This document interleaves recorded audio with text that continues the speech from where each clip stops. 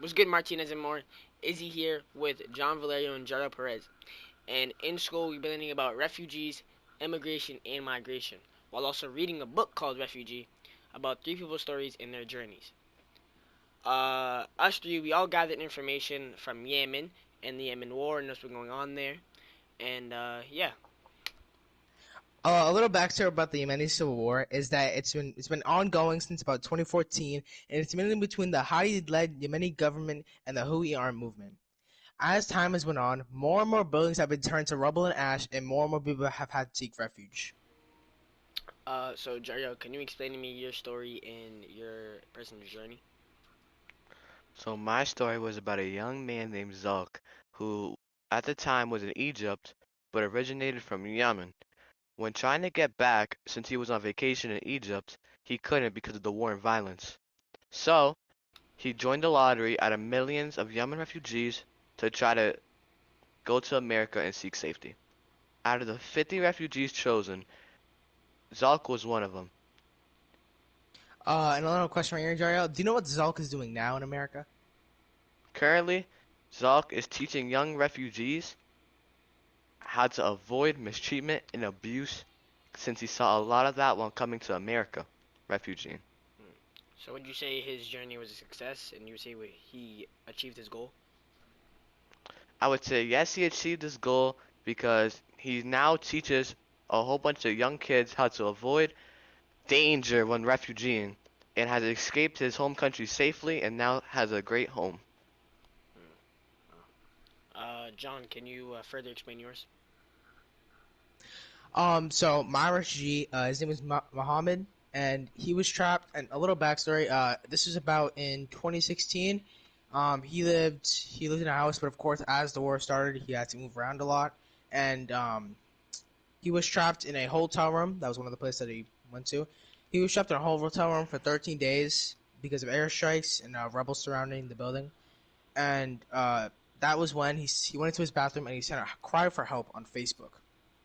As a little bit after that, four activists from America they responded to him, and through social media, Mamu was brought on a boat to Djibouti, Africa. Um, John, yes. how is it that these young social activists could save Muhammad? Because these activists were in about their 20s, and the thing about social media is that it's very powerful, and you can do a lot of things. So I think these activists they had connections so that they can get Muhammad out of Yemen. Follow-up question. And yeah. As you said, the Facebook tweets and the young activist, would you say his time being in this crisis was recent or later in the war? I think, as I said, it was 2016, so about 2 years after the war. So I guess I would say in probably early middle stages of it. And to further to carry on my story, when Mahmoud was in Africa, but he was brought to Germany. So Mahmoud applied for a visa in Africa, but he was brought to Germany for a while, as he applied for it. And finally, immigration officers approved Muhammad to enter the U.S. under refugee status, and currently he resides in California, where he was writing a book to tell his story on the Yemen Civil War. So as for the Ashjari, would you say his journey was a success? Yeah, I think it would be a success. Of course, he got out the war, and I'm pretty sure he's doing the thing he loves right now, writing a book. Hmm. So, yeah. Uh, so to carry on with my story, mine was a young woman named Nibia who fled because her husband was killed in an explosion while being at work. She didn't feel as safe as she was and wanted to flee. She fled to a nearby city or town called Haduya, if I'm saying that correctly, where she stayed there for a little bit while moving place to place because the front lines kept getting close to her. The war kept getting close and people around her kept dying. As time went by, she later became a housekeeper to help support her and to help get money for her family and her kids. Uh, and as she goes on with like her later life, she uses her nursing skills to help these young women and young men um, to keep them like safe and care for them while being in danger, of course. She describes her homeland as, or Yemen, as a garbage town, a garbage dump, because the things that are going on there and the things that are happening there right now.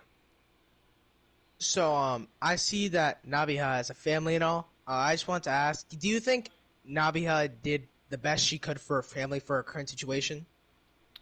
Yes, as I said before, before she was able to put in the situation, she was actually a wealthy young woman, and she was able to provide for her kids. While she used that money, the rest of the money she had, to help support them, get them food and water, and then later then became a housekeeper to help support them too. So I said yes, she was able to do the best she can. Even so, Izzy, even though she did the best, you think her journey was successful or not? Um, as you guys said, your people was able to get out of Yemen. So I would say being safe, no. Being alive, yes. So I would say more on the no side type thing. So, as we read and listen to all these stories, I think we can kind of create some similarities and differences. So, if Jariel Izzy, would you like to share some? Yeah, I'll go first. I feel like as we heard, years to people moved by themselves as Nibia moved with her family and her kids. Well, I also want to say Zalk, his result getting to America was mostly just luck, while the other two refugees, they had to actually like do stuff by asking for people and also like fleeing by themselves. Well, Zalk's most journey was basically based off luck. Yeah, Yeah, and also the pretty clear one here is that Mahmoud and Zalk, their journeys were successful in terms of getting out of Yemen, while Nabia, even though she didn't get out of Yemen, she was successful in some ways, as he explained in his story. yeah. So, as we care to take, I would also say that Nabia's refugee story was more on the different side, as you guys were able to. Zolk was able to be a teacher to help young refugees, and um, Mahmoud was able to write a story as an artist, I mean, as an author, while Nabia became a housekeeper. So of course, as we say all of this, we really think of the so what about all this. So basically, a so what is like, why should we care about this? Why do we try to learn about all this? So, is he? Um, oh, sorry, Joe, you want to take the guess?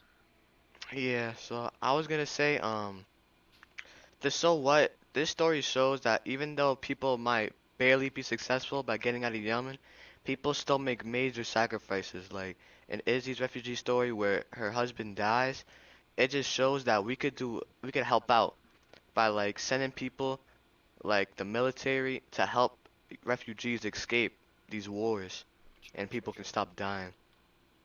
Uh, John, can you explain like solutions to how if you were in this situation, like solutions how you would face this? Before I explain that, I also want to add another point to the so what. Honestly, I think we could also, like Jared was saying, add military there, but I also think we can donate clothes that we don't use anymore, or just things we don't use anymore. Because, of course, I say one man's trash can be another man's treasure. So I think we should try to help these people as much as we can. And to speak on the my proposed solution, I think that safe countries such as the U.S., because of safe places they have in the U.S. that are not in a crisis at the moment, they can show support by not turning their heads the other way. And I think the U.S. should make more shelters because we have a lot of free space. And if we want to really help people in refugees, we should try to act on it as soon as possible. So, yeah. Yeah. Um, as following up, I feel like refugees in general are humans just like us. Refugees and people who are facing like things in crisis and facing being in danger. They're people like us, so we should help, as John was saying, like building shelters or even just like showing a smile, just being able to make them feel as if they're one of us. Not like they're human too. They pee the same, we bleed the same, we are the same. Uh, so overall, I would like to say that we have a positive impact from doing this podcast and being able to share our stories. And yeah, Yeah, I also want to say thank you for everybody. Thank you if you're listening to this. I just want to say thank you. I think we should start to spread the word about trying to help these refugees more and more. Also, if you're interested, you can just search up Yemen refugees online. It will show you a whole bunch of stories similar to our stories about Yemen refugees who are struggling currently in the time of war.